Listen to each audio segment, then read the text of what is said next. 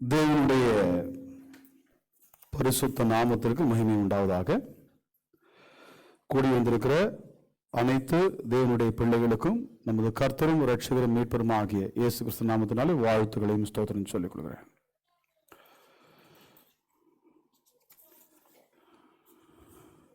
இந்த நாளில் நாம் படிக்கிற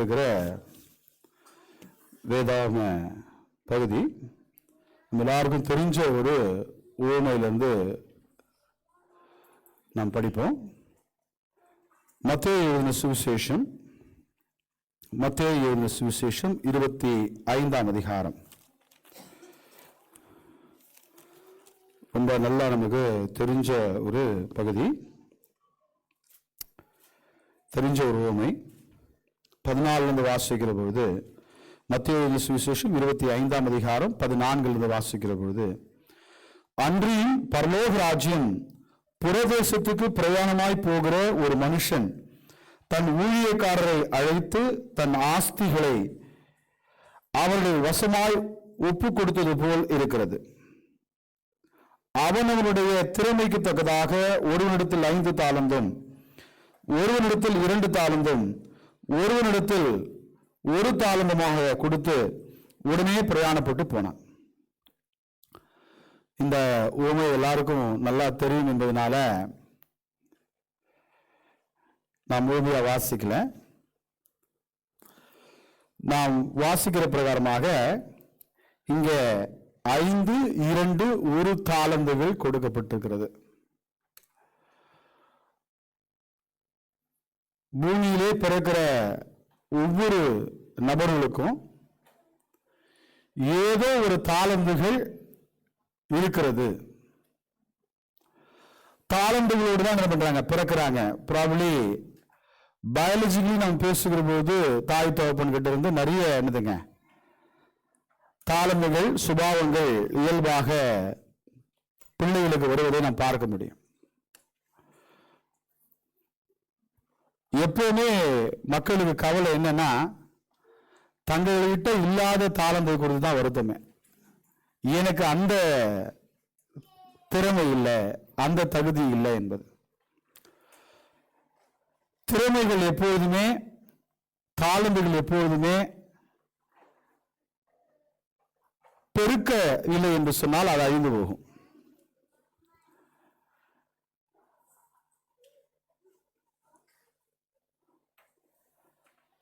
நியூட்டனுடைய தகப்பனார் ஒரு சயின்டிஸ்ட் கிடையாது.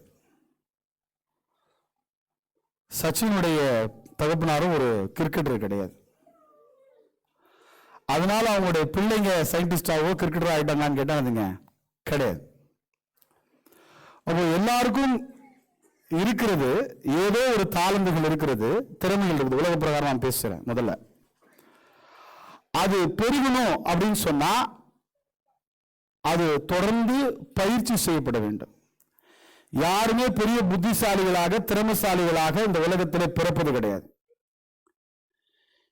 எவர்கள் அதிகமாக முயற்சி செய்கிறார்களோ, எவர்கள் அதிகமாக பயிற்சி செய்கிறார்களோ, எவர்கள் தொடர்ந்து ஒரு காரியத்திற்காக முன்னெடுக்கிறார்களோ, அவர்கள் மட்டுமே அந்த தாளந்துகளை பெருக்கிறார்கள். தானா எதுவுமே ஒரு மனுஷனுக்கு வராது, அது வரவே வராது. மனுஷனுடைய இயல்பது, மனுஷன் அப்படிதான் சிருஷ்டிக்கப்பட்டிருக்கிறார். என்னுடைய கருத்து சரின்னா இங்க இருக்க ஒருத்தர் கூட ஃபிளைட் ஓட்ட மாட்டீங்க. ஏன் ஓட்ட மாட்டீங்க அப்படின்னா, தெரியாது என்பது கிடையாது, நாம் பயிற்றுவிக்கப்படவில்லை. அப்போ மனுஷன் என்பவன் எதை தொடர்ந்து செய்கிறானோ, எதை தொடர்ந்து பயிற்சி செய்கிறானோ அதுதான் அவன். எனக்கு வராது என்கிறதான பேச்சு எழுதுங்க இல்லை. அதற்கு நீங்கள் எவ்வளவு முக்கியத்துவம் கொடுக்கிறீர்களோ அப்பதான் வரும். சிலர் 10 வாட்டி ஒரு காரியத்தை முயற்சி பண்ணா வந்துடும். அது சிலருக்கு 50 வாட்டியா இருக்கலாம், சிலருக்கு 100 வாட்டியா இருக்கலாம். ஆனால் வரவே வராது என்பது பேச்சே கிடையாது. முயற்சி மட்டுமே எழுதுங்க நம்மளை பெருக செய்யும். அப்போ இந்த பாடத்துல நீங்க பார்க்கிற போது எல்லாரும் பொதுவாக இருக்கிற வருத்தப்படுகிற ஒரு நிகழ்வு என்னன்னா, எனக்கு இந்த திறமை இல்லை என்று சொல்லி. திரும்பி சொல்றேன், எனக்கு இந்த திறமை இல்லை, எனக்கு எந்த திறமையுமே இல்லை என்று ஒரு மனுஷன் இந்த உலகத்தில் படைக்கப்படல. நீங்க இங்க கவனிச்சு பார்க்கலாம். எனக்கு மாத்திரம் அந்த இடத்துல எனக்கு அது மாதிரி தாழ்ந்து இருந்தா நான் இன்னும் பெருசாயிட்டு இருப்பேன். ஒருவேளை நான் இந்த ஊர்ல பிறந்திருந்தா நான் பெரிய அந்த வழியில் ஆயிட்டு இருப்பேன் இல்லையா? இல்ல நான் அந்த குடும்பத்தில் பிறந்திருந்தா, நான் ஒரு படிச்ச குடும்பத்தில் பிறந்திருந்தா நான் பெரிய விஞ்ஞானி ஆயிருப்பேன். அதெல்லாம் ஒண்ணும் கிடையாது. அப்போ எல்லாமே நீங்க பாத்தீங்கன்னா முயற்சி தான். எங்க பிறக்கிறோன்றதோ, எந்த குடும்பத்தில் பிறக்கிறோன்றமோ, எவ்வளவு வசதி வாய்ப்போ பிறக்கிறோன்றமோ, it's all irrelevant. When you practice, you will achieve. அப்ப இங்க நீங்க பார்க்கிற போது 15ஆம் வசனத்துல வாசிக்கிற போது ஒருத்தருக்கு 5, ஒருத்தருக்கு 2, ஒருத்தருக்கு 1. இங்க டிஃபரெண்ட் இருக்கா? முதல்ல டிஃபரன்ஸ் இருக்குது. அதை நம்ம அக்னாலேஜ் பண்ணணும். 5, 2, 1 இருக்கா? இருக்கு. ஒரே பள்ளியில 40, ஒரே வகுப்புல 40 பேர் படிக்கிறாங்க. ஒரே ஆசிரியர், ஒரே பாடம். ஆனால் ஒருத்தருக்கு டக்குன்னு புரிஞ்சிருது, ஒருத்தருக்கு எவ்வளவு சொன்னாலும் புரிய மாட்டேங்குது. அந்த டிஃபரன்ஸ் இருக்குதா? இருக்குது. பட் ஏதோ ஒண்ணு இருக்குது இல்லையா? சமீபத்தில் கேட்டதுதான் இல்லையா? பல சமயங்களில் உங்களுடைய வாழ்க்கையை நீங்க பார்க்கலாம் இல்லையா? ஒரு வகுப்புல 40 பேர் இருக்கிறாங்க அப்படின்னு சொன்னா, ஃபர்ஸ்ட் எடுக்கிறான், பேக் பெஞ்சர் இருக்கிறாங்க. பல சமயங்களில் பேக் பெஞ்சர் தான் மற்ற 39 பேருக்கு வேலை கொடுக்குறவனா இருக்கிறான் இல்லையா? நம்ம கூட படிச்ச ஃபர்ஸ்ட் ரேங்க் பசங்க எங்க இருக்காங்க யோசிச்சு பாருங்க, தேடி பாருங்க. தெரியல, நீங்க ஃபர்ஸ்ட் ரேங்க் எடுத்தீங்கன்னு தெரியல, சொல்றேன். இயல்பா யோசிச்சு பாருங்க இல்லையா? அப்படி கிடையாது வாழ்க்கை. அப்போ எவர்கள் தொடர்ந்து முயற்சி செய்கிறார்களோ, எவர்கள் தொடர்ந்து பயிற்சி செய்கிறார்களோ, அவர்கள் மட்டுமே இந்த உலகத்திலும் சரி, தேவனுடைய சமூகத்திலும் சரி வெற்றி பெற முடியும். இங்க நான் பார்க்கும்போது 15 வாசிக்கிற போது, அவனவனுடைய திறமைக்கு தக்கதாக, நீங்க அங்க ஒரு அடிக்கோடணும், அவனவனுடைய திறமைக்கு தக்கதாக. ஏன் 5, 2, 1 கொடுக்கப்படுகிறதுனா, வேதம் சொல்லுகிறது அவனுக்கு என்ன திறமையோ. வேதாகம் தேவன் எப்பொழுதுமே ரொம்ப நல்லா கவனிக்கிறார். என்ன கவனிக்கிறார்னா, யாருக்கு என்ன திறமை இருக்கு என்றதும், யாருக்கு எவ்வளவு திராணி இருக்குது என்பதை பார்க்கிறார். திறமை என்பது வளர்வதற்கு, திராணி என்பது சகிப்புத்தன்மை இருப்பதற்கு. உங்களுக்கு தெரியும், 1 கொரிந்தியர்ல வாசிக்கிறோம். 1 கொரிந்தியர் 10ஆம் அதிகாரத்தில், 1 கொரிந்தியர் 10ஆம் அதிகாரம் 13ஆம் வசனத்தில் வாசிக்கிற போது, மனுஷருக்கு நேரிடுகிற சோதனையை இல்லாமல் வேற எந்த சோதனையும் உங்களுக்கு நேரிடவில்லை. தேவன் உண்மையுள்ளவராயிருக்கிறார், உங்கள் திராணிக்கு மேலாக. அப்போ whether it is talent or anything problems, it is given based on your capacity. அப்போ இங்க நீங்க பார்க்கிற போது முதல் பாடம் என்னன்னா, இந்த ஓமையில ஒவ்வொருத்தருக்கும் ஒவ்வொரு கெப்பாசிட்டி இருக்கு. எல்லாருக்கும் ஒரே விதமான கெப்பாசிட்டியோடு இந்த உலகத்துல யாரும் பிறப்பது கிடையாது. ஒரே குடும்பத்துல இன்னைக்குதான் ஒருத்தர் 2 பேர் இருக்காங்க, ஒரு காலத்துல 10 பேர் இருந்திருக்காங்க, 12 பேர் இருந்திருக்காங்க, 18 பேர் இருந்திருக்காங்க இல்லையா? எத்தனை பேர் இருந்தாலும், ஒரே குடும்பத்தில் பிறந்தாலும் தாளந்துகள் மாறுபடுகிறது. இப்போ பிரச்சனை என்னன்னா, எனக்கு அந்த தாளந்து இல்லை என்பதனாலே என்னுடைய தாளந்தை நான் பயன்படுத்துவது கிடையாது.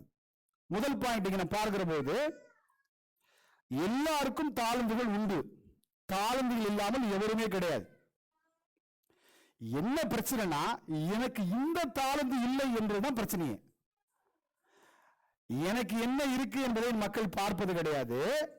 என்ன பார்க்கிறாங்கன்னா, எனக்கு இல்லாததை பார்த்து மற்றவர்களுடைய தாளந்துகளை பார்க்கிறதுனால தங்களுடைய தாளந்துகள் நீங்க பிரயோஜனப்படவில்லை.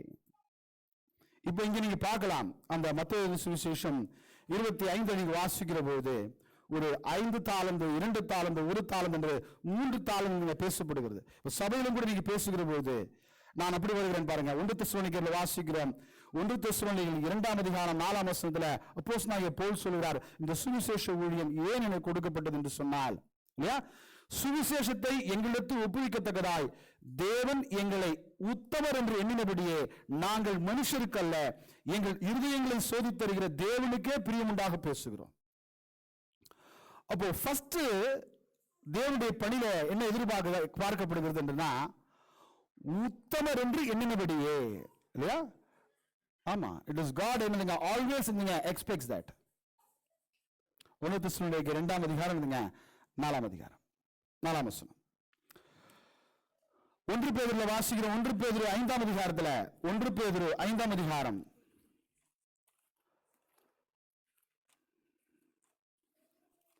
1 வாசிக்கிற பொழுது மூப்பர்களுக்கு பேசப்படுகிறது. உங்களில் உள்ள மூப்பருக்கு உடன் மூப்பனும் கிறிஸ்துவின் பாடுகளுக்கு சாட்சியும் இனி வெளிப்படும் மகிமைக்கு பங்காளியுமாய் இருக்கிற நான் புத்தி சொல்லுகிறது என்னவெனில், உங்களிடத்தில் உள்ள தேவனுடைய மந்தையை நீங்கள் மேய்த்து கட்டாயமாயும் அல்ல, மனப்பூர்வமாயும் அவலட்சணமான ஆதாயத்திற்காக அல்ல, உற்சாக மனதோடும் சுதந்திரத்தை இருமாப்பாய் ஆளுகளாக அல்ல, மந்தைக்கு மாதிரிகளாகவும் கண்காணிப்பு செய்யுங்கள். those who lead, அப்ப எந்த சிந்தையோடு இருக்க வேண்டும் என்று பவுல் பேசுகிறார், பேதுரு பேசுகிறார். இதே பேதுருல வாசிக்கிறோம். 1 பேதுரு 4ஆம் அதிகாரம் 10ஆம் வசனத்தில் வாசிக்கிற போது, அவனவன் பெற்ற வரத்தின்படியே நீங்கள் தேவனுடைய பற்பல கிருபையுள்ள ஈவுகளை பகிர்ந்து கொடுக்கும் நல்ல உக்கிரானக்காரர் போல ஒருவருக்கொருவர் உதவி செய்யுங்கள். அப்போ always ability, capacity or capability or ability is different from one person to other person. ஒவ்வொருவருக்கு ஏற்றாறு மாதிரி அது மாறிக்கிட்டே இருக்கும். எல்லாருக்குமே எல்லாமே எப்பொழுதுமே இருக்கவே இருக்காது. அப்போ இங்க நாம் பார்க்கிற விஷயத்துல மீண்டும் மத்தேயுல 25 நாம் வாசிக்கிற போது, மத்தேயு சுவிசேஷம் 25ஆம் அதிகாரத்துல பிரச்சனை என்ன அப்படின்னு சொன்னா, என்னுடைய கெப்பாசிட்டியை அல்லது என்னுடைய எபிலிட்டியை நான் பயன்படுத்தாமல் இருப்பதுதான் இருக்கிறது பெரிய பிரச்சனை. நம்ம எப்பவுமே யோசிச்சு எனக்கு இல்லாததை குறித்து யோசிச்சு, எனக்கு இல்லாததை குறித்து வருத்தப்பட்டு, அவனுக்கு இருக்கிறதை பார்த்து பொறாமை கொண்டு, அவருடைய வளர்ச்சியை பார்த்துனதுங்க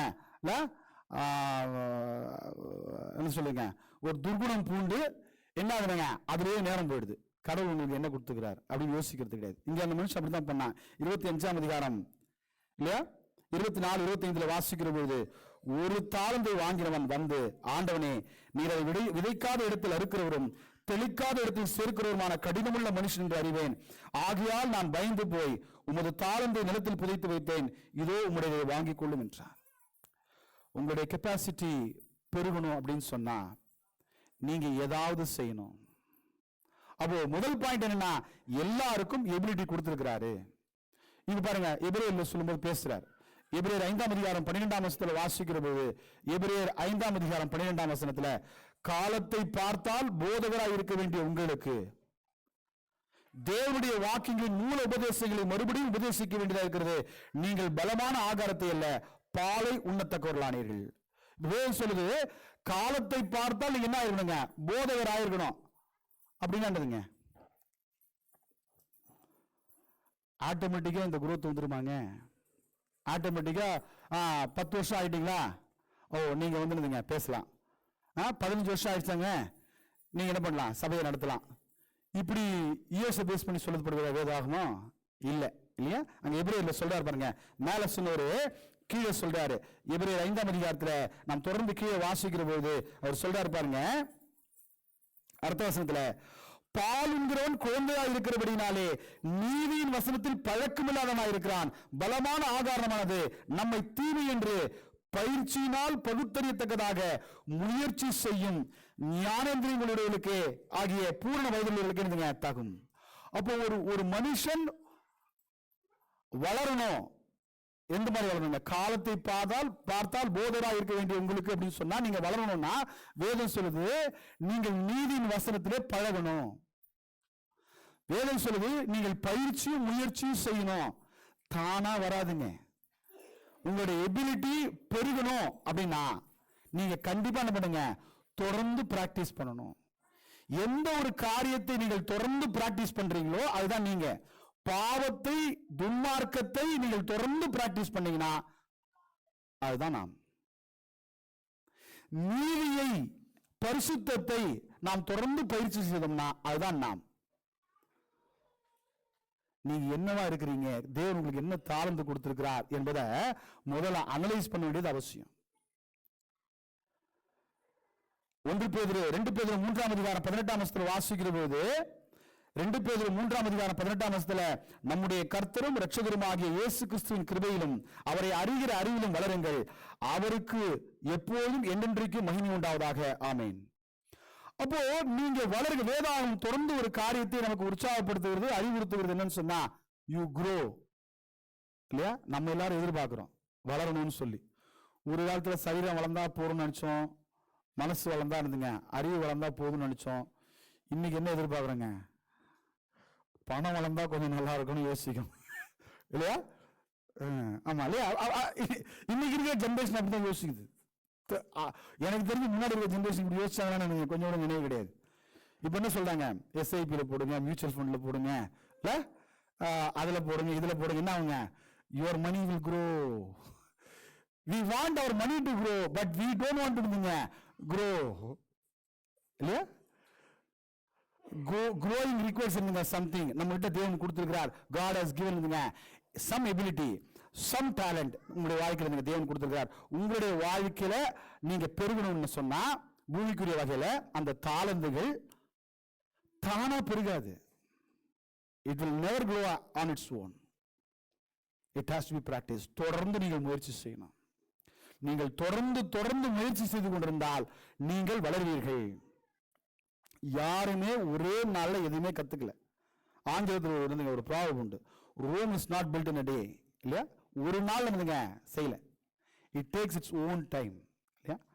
ஆனால் நீங்கள் அதற்காக தொடர்ந்து முயற்சி செய்கிறீர்களா என்பதுதான் கேள்வி. அப்போ தேவன் எல்லாருக்கும் ஒரு எபிலிட்டிய அல்லது ஒரு கெப்பாசிட்டிய, ஒரு தாளந்துகளை கொடுத்திருக்கிறார். அது திறமைக்கு ஏற்றத்தக்கதா கொடுத்திருக்கிறார். எனக்கு ஏன் இவ்வளவு இருக்கு அதை ஆராய்ச்சி பண்ணாதீங்கன்ற பிரச்சனை தான். எனக்கு ஏன் ஒண்ணுதான் கொடுத்தாருன்ற ஆராய்ச்சி விட்டுட்டு எனக்கு ஒண்ணு கொடுத்திருக்கிறார், நான் இந்த ஒண்ணு வச்சு என்ன பண்ண போறேன்?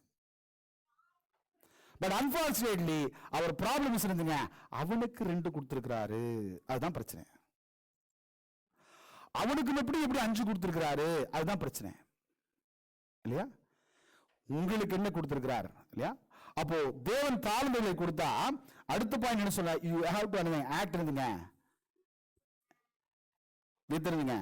a complete responsibility. ஒரு நல்ல டியூட்டி செய்யணும். அந்த தாளந்துகளை பெருகணும்னு சொன்னா நீங்கள் அதற்கான கடமைகள் செய்யணும். தானா வளராது. ஒரு விவசாயி ஒரு விதையை விதைக்கிறதுக்கு முன்னாடி அவன் செய்கிறதான ப்ராசஸ், விதையை வைத்த பிற்பாடு அவன் செய்கிறதான ப்ராசஸ், வளர்ந்ததுக்கு பிற்பாடு அதை கட் பண்றதுக்கு உண்டான ப்ராசஸ், அதுக்கப்புறம் அதை பேக்கிங் ப்ராசஸ், அதுக்கப்புறம் டிரான்ஸ்போர்ட்டிங் ப்ராசஸ், அதுக்கப்புறம் சேல். இதெல்லாம் கடந்ததுக்கு அப்புறம் தான் அவன் அந்த ஃப்ரூட்டை என்ஜாய் பண்ண முடியும். இன்னைக்கு திரும்பி ஃப்ரூட்னா பைசா தான் சொல்லுவீங்க, ரைட்டா?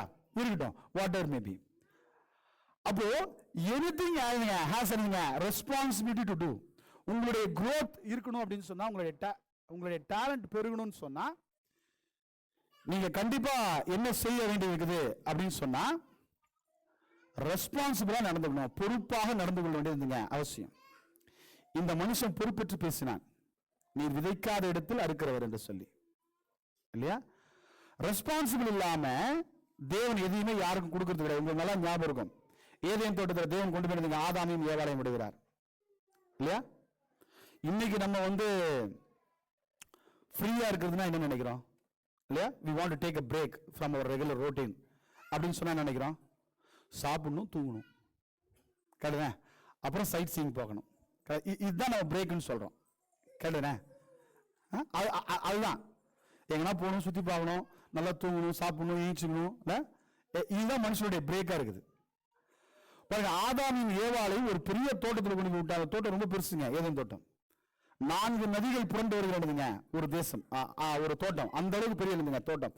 அந்த தோட்டத்திலே அவரை கொண்டு போய் விடுகிற பொழுது என்ன நடந்துச்சு? ஆதியாகமம் 2ஆம் அதிகாரத்துல, ஆதியாகமம் 2ஆம் அதிகாரம்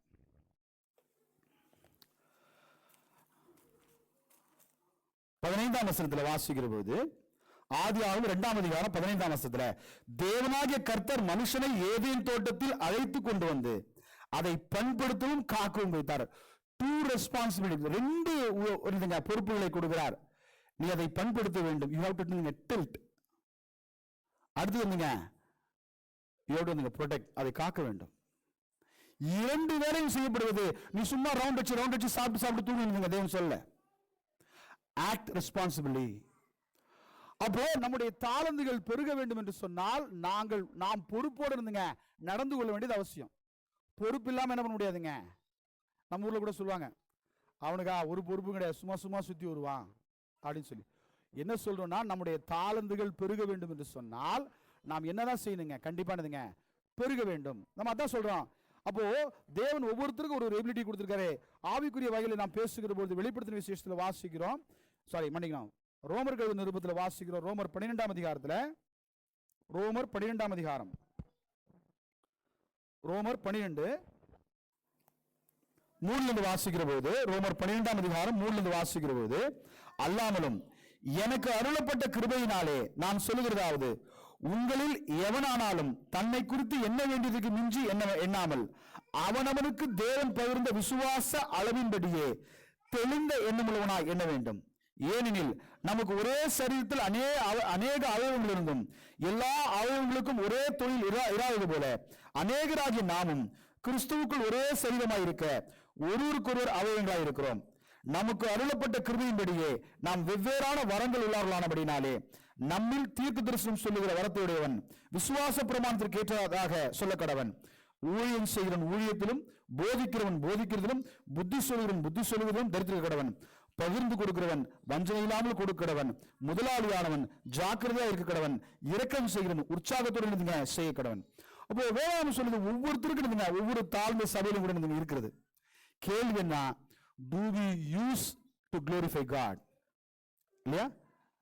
இல்ல எனக்கு நீங்க சபையில் இந்த பொறுப்பு கொடுங்க, நான் சிறப்பா செய்றேன். இல்ல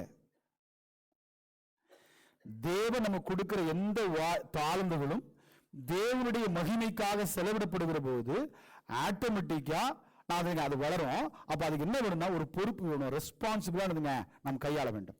அப்போ எப்போ நாம் நான் அதை தவிர்க்கிறேனோ இல்லையா, அந்த ஒரு தாளந்தை வாங்கினதை போல சோம்பலோட நான் இருக்கிறேனோ, நான் எப்போ நான் பிராக்டிஸ் பண்ணலையோ, எப்போ நான் பயிற்சி செய்யலையோ, நான் வளர முடியாது.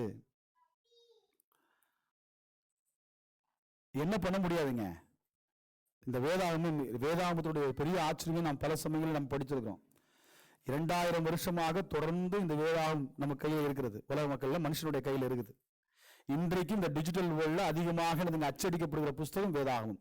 இன்றைக்கும் அதிகமாக மொழியாக்கம் செய்யப்படுகிற புஸ்தகம் வேதாகமம். இன்றைக்கும் அதிகமாக விற்பனை செய்யப்படுகிற புஸ்தகம் வேதாகமம். ஏன்னா இதை இன்னும் மனுஷனால படிச்சு முடிக்க முடியல. இது எப்படி படிக்க முடியாதுங்க? ஆட்டோமேட்டிக்கா நான் பேக்ல வச்சிருக்கேங்க, ஆட்டோமேட்டிக்கா மைண்ட்ல வந்துருங்க, வராது. நாம் இவளை தொடர்ந்து படித்துக் கொண்டே இருக்க வேண்டாம். Unless until we continuously read it, இல்லையா, with right intention, good intention, இல்லையா. நான் பல சமயம் உங்களுக்கு நினைவுபடுத்தியிருக்கிறேன், நீங்கள் எந்த நோக்கத்திற்காக இந்த வேதத்தை வாசிக்கிறீர்களோ அந்த நோக்கத்தோடு உங்களுக்கு இந்த வசனம் புரியும் என்று சொல்லி. இந்த வேதத்தை குற்றப்படுத்துவதற்காக வாசிக்கிற அநேக கூட்டத்தார் உண்டு. நான் பேர்லாம் இப்ப சொல்ல முடியாது, ரைட்டா. இந்த வேதத்தை குற்றப்படுத்துவதற்காக வாசிக்கிற மக்கள் இருக்கிறாங்க. அவங்க கண்ணில் குற்றம் மட்டும்தான் தெரியும். எதுக்காக நீங்க வாசிக்கிறீங்க இல்லையா, எதற்காக நீங்க வாசிக்கிறீங்களோ அதுக்கு மட்டும்தான் உங்களுக்கு பலன் தரும். உங்களுக்கு நித்தியத்துக்கு போகணும், நான் நீதியா வாழணும், பரிசுத்தமா வாழணும் நீங்க படிச்சா மட்டும்தான் இருந்துங்க, அது உங்களுக்கு பலன் தரும் இல்லையா. இப்ப நிறுத்திட்டோம், இருந்தாலும் சொல்றேன், மார்க்குக்காகவோ இல்லையா திறமைக்காகவோ நீங்க இதை படிச்சீங்கன்னா அதுக்கு மட்டும்தான் உங்களுக்கு பயன்படும். அதை தாண்டி உங்களுக்கு பயன்படவே கூடாது. அதை தாண்டி உங்களுக்கு பயன்படவே கூடாது. உங்களுக்கு நீங்க எந்த நோக்கம், what is the intention of நீங்க reading the word of God, நீங்க எந்த நோக்கத்திற்காக இவளை வாசிக்கிறீர்கள். அப்போ நமக்கு ஒரு பொறுப்பு இருக்குதுன்னு சொல்றேன். இந்த வேதத்தை வாசிக்கிற நமக்கு என்ன இருக்குன்னா ஒரு பெரிய பொறுப்பு இருக்குது. அதை கவனத்தோடு நாம் செய்ய வேண்டியது அவசியமா இருக்குது. அப்போ நாம் இதை வாசிக்க நாம் என்ன பொறுப்பு, என்ன செஞ்சிட முடியும் அப்படின்னு சொன்னா சிம்பிள் இல்லையா. யாக்கோபு நிருபத்தில் வாசிக்கிறோம் 1ஆம் அதிகாரத்துல. இதுதான் ரெஸ்பான்சிபிளா நாம் செய்யக்கூடிய விஷயம். முதல்ல நாம் வாசிக்கணும். இரண்டாவது, யாக்கோபு நிருபம் 1ஆம் அதிகாரம் 22 வாசிக்கிற போது, யாக்கோபு 1ஆம் அதிகாரம் 22, 23, 24 வாசிக்கிற போது, அல்லாமலும் நீங்கள் உங்களை வஞ்சியாதபடிக்கு திருவசனத்தை கேட்கலாய் மாத்திரமல்ல அதன்படி செய்கிறவளாய் இருங்கள். என்னத்தினால் ஒரு திருவசனத்தை கேட்டும் அதன்படி செய்யாதவனானால் கண்ணாடியிலே தன் சுபாவ முகத்தை பார்க்கிற மனுஷனுக்கு ஒப்பாயிருப்பான். அவன் தன்னைத்தானே பார்த்து அவ்விடமிட்டு போனவுடனே தன் சாயல் இன்னதென்பதை மறந்து விடுவான். அப்ப என்ன ரெஸ்பான்சிபிளா நம்ம செய்ய முடியும் தேவனுடைய வார்த்தையை படிக்கிற போது அப்படின்னு சொன்னா, the one thing we can do என்னன்னா, நாம் நம்மை மாற்றிக்கொள்ள வேண்டும். இந்த வேதாகம் நமக்கு சொல்லுகிற போது, இந்த வேதாகம் நம்ம எச்சரிக்கிற போது, இந்த வேதாகம் நமக்கு ஆலோசனை சொல்லுகிற போது நாம் நம்ம மாத்திக்கணும். That is what a responsible act. இல்லையா? Unless until we change ourselves, there is no point in reading. இல்லையா? என்ன சொல்ல மாட்டாருங்க, என்ன சொல்ல மாட்டாருங்க, ஒரு 100 வசனம் சொல்லுங்க, அப்புறம் உங்களை பரலோகத்துக்கு அனுப்புறேன் அப்படிதான் சொல்ல மாட்டாரு. கட்டுதுனே அப்படின்னா எல்லாரும் மனப்பாடம் பண்ணிட்டுருவாங்க, அப்படி இல்லை. கட்டுதுனே. அப்போ நாம் திருவசனத்தை கேட்கிற நாம் எந்த அளவுக்கு நம்முடைய வாழ்க்கையில நம்மளை மாத்தி இருக்கோம், எவ்வளவு சேஞ்ச் பண்ணிருக்கோம். இது வேதாகம் சொல்லுது, this is what it is required. 5-10 ஆக்குனானே, என்ன 5-10 ஆக்குனா? உங்களுடைய தாழ்மை நீங்க என்ன பெருசாக்கிட்டீங்க? இவ்வளவு வசனம் கேட்டேன் பிரதர், இவ்வளவு நான் மாத்திருக்கேன், இவ்வளவு என்ன சேஞ்ச் பண்ணிருக்கேன், இவ்வளவு நான் வளர்ந்திருக்கேன், முன்னாடி நான் இப்படி கிடையாது. வேதாகமம் சொல்லுவது முன்னாடி முன்னாடி என்று பேசிக்கிட்டே இருக்குது. இது வேதாகமம் எபேசியர்ல வாசிக்கிற போது, எபேசியருக்கு நிருபம் 2ஆம் அதிகாரத்துல சொல்லுகிறது இல்லையா? 2ஆம் வசனம் எபேசியர் 2:1 வாசிக்கிற போது, அவைகளில் நீங்கள் முற்காலத்திலே இவ்வுலக வழக்கத்திற்கேற்றபடி ஆகும். முன்னாடி எப்படி இருந்தீங்க, இப்ப எப்படி இருக்கீங்க? அப்போ வசனத்தை கேட்கிற நான் என்ன மாத்தி இருக்கேன்? அப்ப எனக்கு தேவன் கொடுத்த தாழ்வுகளை நான் என்ன பயன்படுத்தி இருக்கிறேன்? என்ன மாறுதல் எனக்குள்ள வந்திருக்கிறது? மாறுதல் இல்லாமல் கிறிஸ்தவம் இல்லை.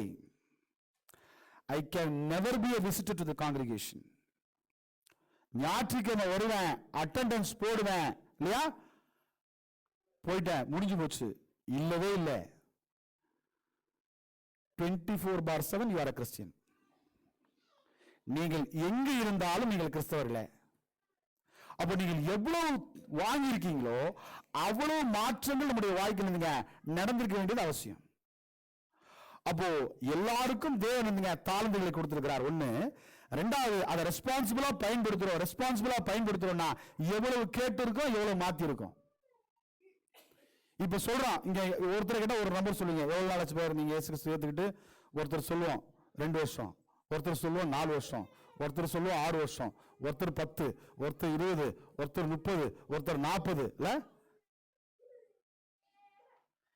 என்ன மாத்தி இருக்கோம், என்ன மாத்தி இருக்கோம், எவ்வளவு சேஞ்ச் ஆயிருக்கும். நாம் எவ்வளவு வருடங்கள் ஆயிருக்கிறதோ அவ்வளவு என்னதுங்க, அதன இயல்பு. எவ்வளவு வருடம் இருக்குமோ அவ்வளவு என்னங்க எக்ஸ்பீரியன்ஸ். கேட்குதுண்ணே, எக்ஸ்பீரியன்ஸ்க்கு ஏற்ற மாதிரி தான் நம்ம பேமெண்ட். கேட்குங்க, ஆஃபீஸில் எப்படிதானே எக்ஸ்பீரியன்ஸுக்கு ஏற்ற மாதிரி தானே பேமெண்ட். ஃப்ரெஷருக்கு சொல்லும் போது இருந்துங்க ஓரமணிக்கு வச்சுருவாங்க. கேட்டுதுண்ணே. அப்போ தெரியுது நமக்கு என்ன தெரியுதுங்க, எக்ஸ்பீரியன்ஸ் ஆக ஆக பேமெண்ட் ஜாஸ்தி ஆகணும். எஸ், எக்ஸ்பீரியன்ஸ் ஆக ஆக நம்முடைய சுபாவங்கள் எப்படி இருக்கணுங்க, பல நடந்துங்க இருக்கணும். That is what is responsibility. ரெண்டாவது. மூணாவது, இங்க நாம் சொல்லுகிற போது ஆன்சரபிள் அல்லது அக்கௌண்டபிலிட்டி. மூணாவது நாம் பார்க்கிற விஷயம் என்னன்னா, இதுதான் வந்துங்க கீ ஃபேக்டர். என்ன கீ ஃபேக்டருங்க? அக்கௌண்டபிலிட்டி ஒன்று இருக்குது அப்படின்னா தான் நம்ம வேலை செய்வோம். இன்னைக்கு பாஸ் லீவ் அப்படின்னா என்னதுங்க, 100% இருந்துங்க 98 ஆச்சும் வந்துடும். செலவுங்க ஜீரோலே நிற்கணும்னு வச்சுங்க. கரெக்டா? அது வந்து எப்பவுமே ஒரு புல் அண்ட் புஷ் ஃபேக்டர் தான் மனுஷனுக்கு. மனுஷன் புல் டவுன் புஷ் இருக்கணும்னா இருந்துங்க, இல்லைன்னா அவன் டிரைவ் ஆக மாட்டான், தானா இருந்துங்க செய்ய மாட்டான். அப்போ ஏதோ ஒருத்தர் வந்து நீங்க கேட்பாரு, என்ன கேட்பாரு இல்லையா? அப்படின்னா தான் நமக்கு இருந்துங்க வேலை செய்வோம். உண்மையா இல்லையான்னு யோசிச்சு பாருங்க. இன்னைக்கு பாஸ் லீவ்னா அதே இல்லைங்க, நான் வந்து ரொம்ப சின்சியருங்க, பயங்கரமா வேலை செய்வேன் அப்படின்னா இருந்துங்க. இல்லை, ஸ்கூல்ல வெளியே எடுத்துவோமே, இன்னைக்கு மேக்ஸ் டீச்சர் லீவு அப்படின்னு எப்படி இருக்குங்க. அது மனுஷனுடைய இயல்பு. அப்ப என்னன்னா, மூணாவது என்ன, இந்த தாழ்மை நான் வாசிக்கிற போது அக்கௌண்டபிலிட்டி ரொம்ப முக்கியம்ன்றார். என்ன அவர் கேட்பாரு, என்னை கேட்பாரு அப்படின்றத நான் விசுவாசித்தேன்னா நான் என்னை மாற்றிக்கொள்வேன். நான் மாற்றவில்லை என்று சொன்னால் கேட்பார் என்பதை நான் நம்புவது கிடையாது. எப்படி நம்புறோம்? ஏசாயால சொன்னார் இல்லையா, இயேசு கிறிஸ்து மத்தேயுல சொன்னார் இல்லையா, இந்த ஜனங்கள் தங்கள் வாயினாலின் இடத்துல சேர்ந்து தங்கள் உதடுகளால் என்னை கனம் பண்ணுகிறார்கள், அவர்கள் இருதயமும் எனக்கு தூரமாய் விலகி இருக்கிறது. அப்படின்னா கம்ப்ளீட் டிரான்ஸ்ஃபர்மேஷன் நம்முடைய வாழ்க்கையில நடக்கல, சேஞ்ச் நடக்கல. அதோடைய பொருள் என்ன தெரியுமா? இயேசு கிறிஸ்துலாம் இப்ப வரமாட்டாருங்க. அதான் அவருடைய பொருள். இயேசு கிறிஸ்துடைய வருகையை நம்ம என்ன பண்றோங்க, மறுதளிக்கிறோம் என்பதுதான் அவருடைய பொருள். பவுல் பேசுறாரு 1 கொரிந்தியர் 15ஆம் அதிகாரத்துல, நான் ஏன் கஷ்டப்படணும்னு கேட்கிறார். இதே வார்த்தையை தான் கேட்கிறார். 30 வாசிக்கிற பொழுது, 1 கொரிந்தியர் 15ஆம் அதிகாரம் 30 வாசிக்கிற பொழுது, நாங்கள் எந்நேரமும் நாச மோசத்திற்கு ஏதுவா இருக்கிறோம். எப்போங்க? எந்நேரமும் பிரச்சனை எங்களுக்கு. அடுத்த வசனம் சொல்றாரு, நாங்கள் அனுதினமும் சாகுறோம். டெய்லி சாகுறோம். இப்ப நம்மளை கேட்டா என்ன சொல்லுவோம்? நாங்களும் தாங்க டெய்லி சாகுறோம். எதுக்கு சாகுறோங்க? இதுக்கு எதுங்க? இதுதானே காலைல இருந்து நைட்டு வரைக்கும் நாங்க ஓடுற ஓட்டம் இருக்கு இதுக்கு. ஆனா பவுல் என்ன சொல்றாருன்னா, நாங்கள் அனுதினமும் சாகுறோம், அதை நம்முடைய கர்த்தராகிய இயேசு கிறிஸ்து இயேசுவினால் உங்களை குறித்து நான் பாராட்டுகிற மேன்மையை கொண்டு சந்தோஷமாய் சொல்லுகிறேன். இன்னும் சொல்றார், நான் எபேசுவிலே துஷ்ட மிருகங்களோட போராடி என்று மனுஷ வழக்கமாய் சொல்கிறேன். இல்ல இப்போ நம்ம சொல்வாங்க, நம்முடைய பெற்றோர் உள்ள சொல்லுவாங்க, நாங்களாம் எவ்வளவு கஷ்டப்பட்டு திட்டு வாங்கி அவமானப்பட்டு உங்களெல்லாம் படிக்க வச்சோம் தெரியுமா, கேட்டதுனே. அப்ப பவுல் சொல்றாரு, நான் எபேசுவிலே துஷ்ட மிருகங்களோட போராடுவேன் என்று மனுஷ வழக்கமாய் சொல்லுகிறேன். ஏன் சொல்றாரு? அடுத்த வார்த்தை சொல்றாரு, அப்படி போராடினாலே எனக்கு பிரயோஜனம் என்ன, இவ்வளவு கஷ்டப்படுறோமே பயன் என்ன அப்படின்னு கேட்கும்போது, மரித்தோர் உயிர்த்ததாவிட்டால் இல்லையா அக்கௌண்டபிலிட்டி ஒண்ணு இல்ல, ஒன்னும் கேட்க மாட்டாங்கப்பா அப்படின்னு சொல்லிட்டா பவுல் சொல்றாரு, ஈட் ட்ரிங்க் மேக் மெரி அண்ட் டைன்றார். ஜாலியா சந்தோஷமா ஒரு ரூபாய் ஒண்ணு கேட்க போறது கிடையாது. இல்லைங்க கேட்பாருங்க என்ன அப்படின்னு சொன்னா, அதை நாம் விசுவாசிக்கிறோம் என்று சொன்னால், what responsibly we anything acted in our life, what are the ability or capability what God has given, அதை நம்ம எப்படி பயன்படுத்தி இருக்கோம் யோசிச்சு பாருங்க. பயன்படுத்தல அப்படின்னு சொன்ன, இப்போ நம்ம ஆபீஸ்ல சொல்றாங்க வச்சுங்க, சொல்லுவாங்களான்னு பாருங்க. இப்போ அவருக்கு ஒரு கேபின் கொடுத்துருங்க, ஒரு கம்ப்யூட்டர் கொடுத்துருங்க, அவர் காலையில இருந்து சாயங்காலம் வரைக்கும் இருந்துங்க, சும்மா வந்து உட்காந்துட்டு போட்டோம், மாசமான சம்பளம் போட்டுருங்க, அவங்க என்ன சொல்லுவாங்களா? அப்படி சொன்னா நல்லா இருக்குல்ல? நம்ம கிட்ட நமக்கு 10 ரூபா கொடுக்குறாங்கன்னா நம்ம கிட்ட 50 ரூபா, நம்மளை வச்சு 50 ரூபா சம்பாதிச்சு தான் 10 ரூபா கொடுப்பான். கேட்டுதுனே, அவனுக்கு நல்லா தெரியும் அந்த 50 ரூபா நம்ம கிட்ட எப்படி வாங்குறதுன்னு. நம்ம பெருசா நினைச்சுக்கிறோம், என்ன சொல்றோம், 10 ரூபா சம்பாதிக்கணும், அட மறையா உன்னை வச்சா 50 ரூபா சம்பாதிச்சிருக்கான். அதுதான் உண்மை. சும்மா கொடுப்பான், அவன் கொடுக்க மாட்டான். அப்போ நாம் என்ன செய்கிறோம்? அப்ப நமக்கு தெரியுது நம்ம ஏன் வேலை செய்யறோம். இது கிடைச்சாலும் ஏன் வேலை செய்யறோம்? கேள்வி கேட்பான், இல்லாட்டி நாக்க பிடிக்கிற மாதிரி கேள்வி கேட்பான். காதை கேட்க முடியாத காதல கேட்க முடியாத அளவுக்கு நீங்க திட்டுவாங்க, வாங்கிருக்கீங்கன்னு தெரியல, புரியுதா உங்களுக்கு? அந்த அளவுக்கு எனக்கு திட்டுவாங்க. அதெல்லாம் அப்படியே பொறுமையா பவுமா ஏன் வாங்குவாங்க, எதுக்குங்க? அப்ப தெரியுது என்ன ரிசல்ட் இருக்குன்னு தெரியுது, ரிசல்ட்டுக்காக நாம் செய்யறோம். அதே கேள்விதான், உண்மையிலேயே உங்களுக்கு நித்தியத்தின் மீது நம்பிக்கை இருக்குதா, மருத்துவரின் உயிர்த்தெழுதல் மீது நம்பிக்கை இருக்குதா, நியாய தீர்ப்பின் மீது நமக்கு விசுவாசம் இருக்குதா அப்படின்னு சொன்னா அது எதுல தெரியும்னா, நீங்க எவ்வளவு மாத்திக்கிட்டீங்கன்றது தெரியும். மாத்தல அப்படின்னா நம்பிக்கை இல்லைன்னு அர்த்தம். எதன் மீது நம்பிக்கை இல்லைங்க? மரித்தோரின் உயிர்த்தெழுதல் மீது, இயேசு கிறிஸ்துவின் வருகை மீது, நியாய தீர்ப்பின் மீது. வேதம் சொல்லுகிறது, நம்ம எல்லாம் தெரிஞ்ச வசனம் இல்லையா, எபிரேயர் 9:27, அன்றையும் ஒரே தரம் மரிப்பதும் பின்பு நியாய தீர்ப்பதும் மனுஷனுக்கு நியமிக்கப்பட்டிருது. ஒவ்வொரு மனுஷனுக்கு அவன் பேசுற வார்த்தை வரைக்கும் கணக்கு சொல்லணும். இதெல்லாம் தெரியும், நமக்கு தெரியும். ஆனாலும் துணிகரமா செய்யறோம். என்ன பேச்சு பேசுறோம், என்ன பேசுறோம். நம்ம என்ன நினைக்கிறோம், நம்ம பேசுற பேச்செல்லாம் அப்படியே போயிடுதுன்னு நினைக்கிறோம். இல்லைங்க, நம்ம பேசுற பேச்செல்லாம் வாய்ஸ்ல யாரில் ரெக்கார்ட் ஆகுது. அதுன்னு போனு, மொபைல் போனு காத்து கொண்டு போய் சேர்க்குது, வயரா கொண்டு போய் சேர்க்குது. அப்போ காத்துல வந்து டிராவல் ஆகுது வேர்ட்ஸ். அது தெரிஞ்சுக்கங்க. டெக்னிக்கலி சொல்ல போனா வந்துங்க, காத்துல வேர்ட்ஸ் வந்துங்க டிராவல் ஆகுது. அப்போ டிராவல் ஆகுமா? நாம் பேசுகிற பேச்சுக்கு வேதம் சொல்கிறது, நீங்கள் பேசுகிற ஒவ்வொரு வார்த்தையும் நீங்க என்ன பண்ணுங்க, கணக்கு கொடுக்கணும். மத்தேயு 12:36. அப்ப இவ்வளவு தெரிஞ்சதுன்னா நான் எவ்வளவு மாத்தி இருக்கணும். மாத்தல அப்படின்னா எனக்கு என்ன கருத்துனா, எனக்கு இயேசு கிறிஸ்துவினுடைய வருகை என்பது நம்பிக்கை இல்லை. நியாய தீர்ப்பின் மீது எனக்கு என்னது விசுவாசம் இல்லை. பரலோக வாழ்க்கை மீது என்னதுங்க எனக்கு உணர்வு இல்லை.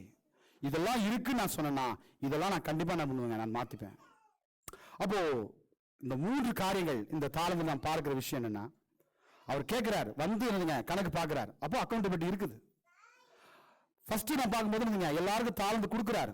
தாளந்து கொடுக்காம நீங்க கேட்கல, கொடுத்தா கேட்பார் இல்லையா?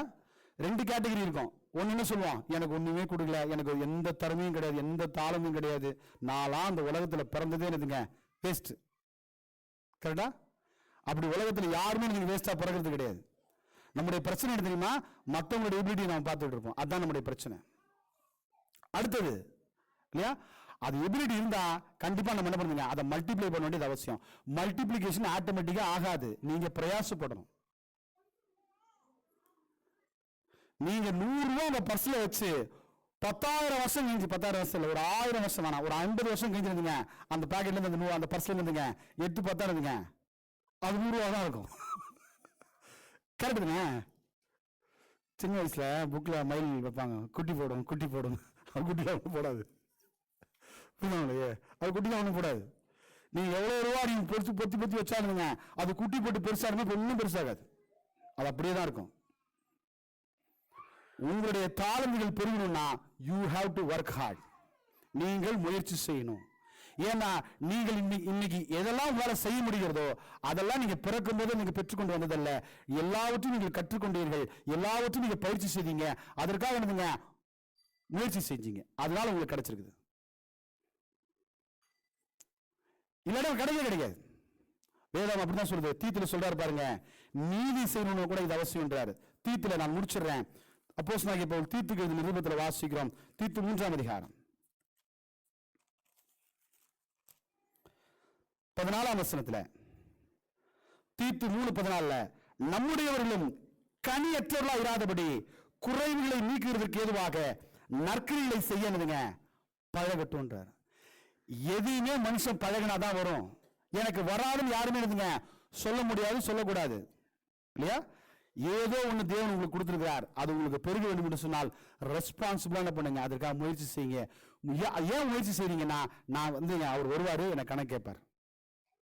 இந்த தாளந்துகள் நீங்க புரியறதுக்காக நீங்க ஓமையாய் பேசப்படுகிறது. தேவன் ஒவ்வொருவருக்கும் ஒன்று கொடுத்திருக்கிறார் இல்லையா? இந்த கொடுத்த தாளந்துகள் மோஸ்ட்லி நம்ம எதுக்காக தான் பயன்படுத்துறோங்க, எதுக்காக மட்டும் தான் பண்ணுறோம், எதுக்காக மட்டும் தான் பயன்படுத்துறோங்க. ஏதாவது பேப்பர் சம்பாதிக்கிறதுக்கு. இப்போ பேப்பர் கூட சொல்ல முடியாது இல்லையா? ஒரு காலத்துல வச்சுங்க டச் அண்ட் ஃபீல் ஆர்ட், அது நீங்க அது கூட கிடையாது, எல்லாம் ஸ்கேன் அண்ட் ஃபீல் தான் நீங்க. கரெக்டா? அப்போ நாம் என்ன மாத்தி இருக்கோம்? உண்மையிலே இயேசு கிறிஸ்துவினுடைய வருகைக்கு நாம் ஆயத்தமா இருக்கிறோம். இயேசு கிறிஸ்து உண்மையிலே வருகிறான் என்று நீங்கள் விசுவாசித்தீர்கள் என்று சொன்னால் உங்களுடைய வாழ்க்கையில் என்ன மாற்றங்கள் நீங்க செய்திருக்கீங்க? அப்போ இதை நீங்க தாழ்ந்துகளா பொருளாதாரமா ஏன் சொல்றாரு அப்படின்னு சொன்னா, இப்படி சொன்னாதான் உங்களுக்கு புரியுதுங்க. அன்னைக்கே தெரியும் அவருக்கு, எதை சொன்னாலும் இன்னைக்கு எதை தான் சொல்லுங்க, பைசா வச்சு சொன்னாதான் புரியும் இல்லையா? அப்போ 5, 2, 1 கொடுத்திருக்காரு. எல்லாருக்கும் ஏதோ ஒண்ணு கொடுத்திருக்காரு. நீங்க இதை கர்த்தருக்காக என்ன பயன்படுத்திருக்கீங்க? இந்த காரியத்தை நான் கர்த்தருக்காக பயன்படுத்திருக்கேன், சொல்லுங்க பாப்போம். அப்படி செஞ்சோம் என்று சொன்னதுங்க, அது நமக்கு ஆசீர்வாதமா இருக்கும். நாம் எவ்வளவு வளர்ந்திருக்கிறோம் என்பதை நாம் சிந்தித்து பார்க்க வேண்டும். உண்மையிலே இயேசு கிறிஸ்துவினுடைய வருகை நீங்கள் விசுவாசித்தீர்கள் என்று சொன்னால் கண்டிப்பா நீங்க இயேசு கிறிஸ்துவினுடைய காரியங்களுக்காக நீங்க என்ன பண்ணுவீங்க, உங்களுடைய நேரங்களை, உங்களுடைய தாளந்துகளை நீங்கள் பயன்படுத்துவீர்கள். தேவன் தாமே உங்களை ஆசீர்வதிப்பார்.